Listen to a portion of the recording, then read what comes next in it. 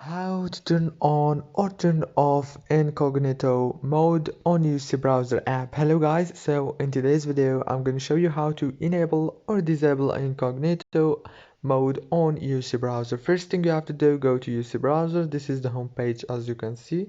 Now go down here, click on those three lines as you can see. Click on them. Now you will have many options here. Click on the tools option here. After you click on tools, you will find here incognito option. Click on it like this, and now it's turned on successfully. Very easy and fast. And if you want to turn it off, click again here, go to tools and click on it. Now it's turned off.